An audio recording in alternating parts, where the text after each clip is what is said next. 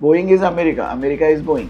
Pilot कौन आगु 20-25 वर्षर advance booking उपरे कथा चलती अमेरिका और इंडिया रिलेशन से पायलट्स मान ना थोदेले कौन फरक पड़े जो fuel control switch cut of कहते विभिन्न बड़ बड़ पायलट्स रिटायर्ड पायलट्स जो मैंने जहाज उड़े ना सी भी मत दे एमती भी एंगल दिखाई सबू कथा कहया पड़े सबू कथा कहवाक पड़े कहीं आप इनडायरेक्टली किसी लिखिपारे जे पायलट कर माने मेंटल स्थिति कौन। जून 12 तारिख 2025 मध्याह्न 1:30 बेले अहमदाबादरू लंडन अभिमुखे उड़ाण आरंभ करिथिला एयर इंडिया बा AI-171 टेक ऑफ करिवार किछि सेकेंड मध्यरे दुर्घटनाग्रस्त होइथिला विमान बंदर निकटरे थिबा बीजे मेडिकल कॉलेज हॉस्टल कोठारे पिटी होई जाइथिला। यह थिला 4 दशंधि मध्यरे भारतर सबुठु बड़ विमान दुर्घटना। एथिरे यात्री और क्रू मेंबर को मिसाई 260 जनकर जीवन जाइथिला। दुर्घटनार एक मासरे अर्थात जुलाई 11 तारिख रे 15 पृष्ठार प्राथमिक तदंत रिपोर्ट प्रकाश करिछि एयरक्राफ्ट एक्सीडेंट इन्वेस्टिगेशन ब्यूरो बा AAIB। एही रिपोर्ट रे कुहा जाइछि जे उड़ाण हेबा मात्रे बोइंग 787 ड्रीम लाइनर रो fuel control switch cut off mode को चली जाइथिबारु दुईटी जाक इंजिन अकामी हो जाइथिला। फलरे विमानटी उपरकू उठी पारि नथिला। एपटे अहमदाबाद विमान दुर्घटना पर DGCA रो निर्देश अनुसार भारत में थिबा समस्त बोइंग 787 विमानर fuel control switch locking system जांच करिछि एयर इंडिया। जुलाई 16 तारिख रे एही जांच प्रक्रिया शेष होइथिबा बेले एथिरे कोनोसी समस्या नथिबा एयरलाइन पक्षरु कहा जाइछि। गोटिए पटे AAIB रिपोर्ट अन्य पटे बोइंग विमानर fuel control switch locking system को एयर इंडिया रो क्लीन चिट यह पायलट को भूमिका उपरे प्रश्न उठाइछि। काहेकि घटिला दुर्घटना मनुष्यकृत ना वैषयिक विफलता AAIB रिपोर्ट रे एपरि किछि कथा अछि जहाँ समस्तंकु चकित कर दैछि। दुर्घटनाग्रस्त होइथिबा बोइंग 787 ड्रीम लाइनर रो कॉकपिट वॉइस रेकॉर्डर रु जना पड़िछि जे विमानटी उड़ाण भरिबा बेले मात्र 1 सेकेंड अंतर रे दुईटी जाक इंजिन रो फ्यूएल कंट्रोल स्विच बा इंधन नियंत्रण स्विच कट ऑफ हो जाइथिला। कॉकपिट वॉइस रेकॉर्डर रे जहाँ रेकॉर्ड होइछि ताहा भिन्न दिग को इंगित करुछि। जने पायलट पचारुछंती आपण काहेकि फ्यूएल स्विच बंद कले एहार उत्तर रे अन्य जने पायलट कहउछंती मु बंद करि नाही। एयरक्राफ्ट एक्सीडेंट इन्वेस्टिगेशन ब्यूरो बा AAIB रो प्राथमिक तदंत रिपोर्ट रे यह उल्लेख करा जाइछि।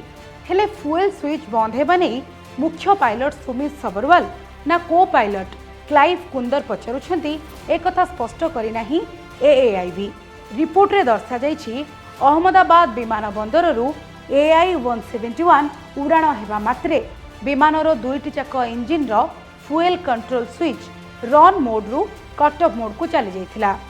इंधन बंद हो जिबारु इंजिन काम करि नथिला।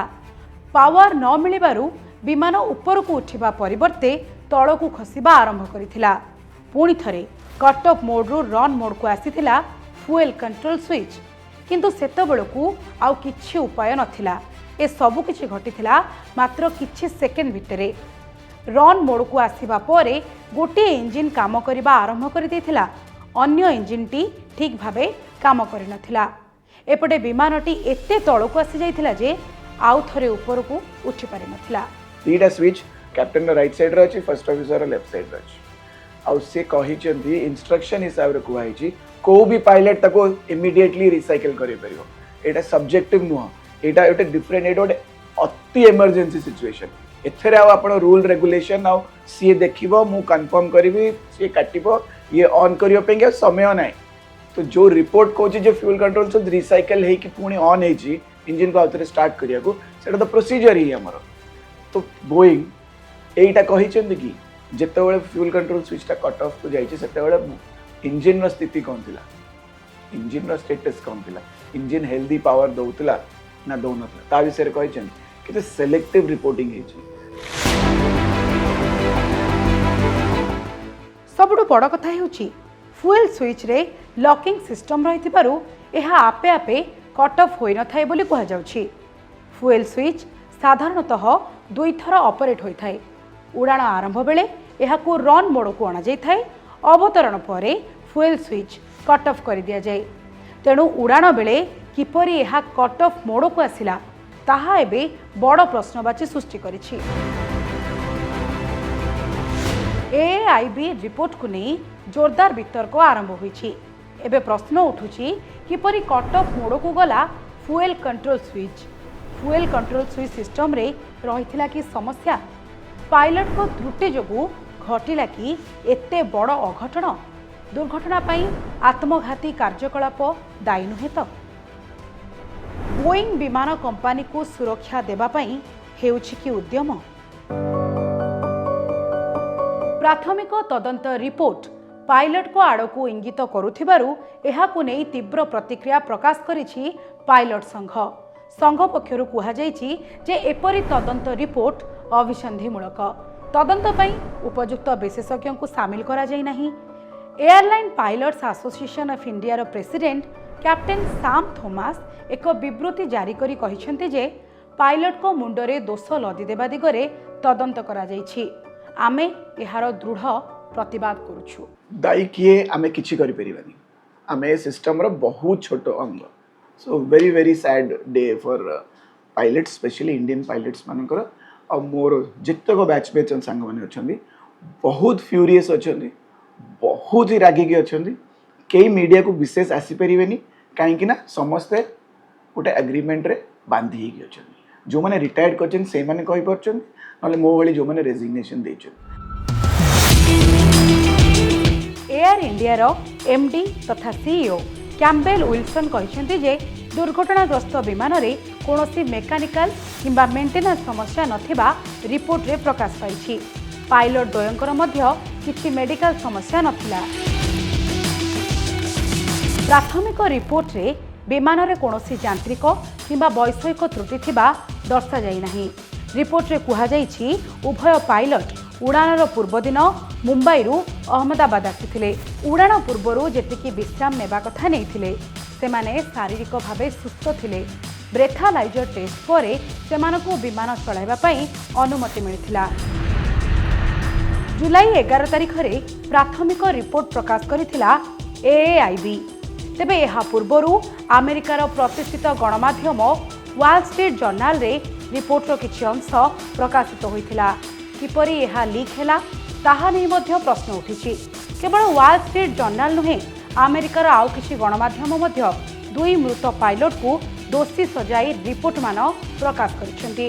अभियोग होइछि पायलट त्रुटि दर्शाई बोइंग विमान को क्लीन चिट देबा पई विदेशी गणमाध्यम रे नैरेटिव प्रस्तुत करा जाउछि।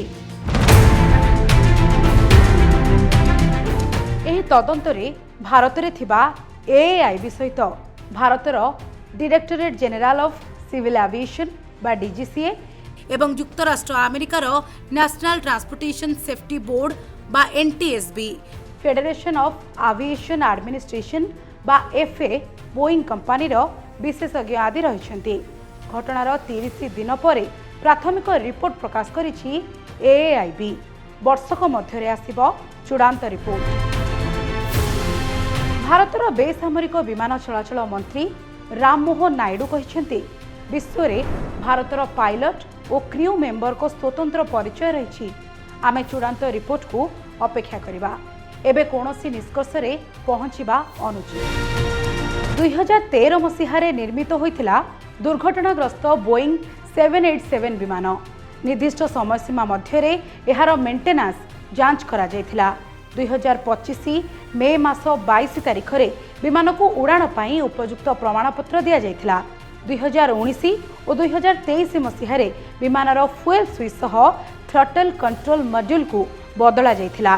प्रति 24,000 घंटा उड़ाण पर यह बदला जाइथाय बोली कुहा जाउछि। एआईबी तदंत बेले विमान किपरि दुर्घटनाग्रस्त हैला से नहीं रिपोर्ट देइथाय। एथिपाई किए दायी उल्लेख करे नाही। दोषी विरोध में कार्यानुष्ठान पई सुपारिश मध्य करिनथाय। तेबे प्राथमिक तदंत रिपोर्ट द्वंद्व दूर करने परिवर्ते अनेक असमाहित प्रश्न छिड़ा करिछि।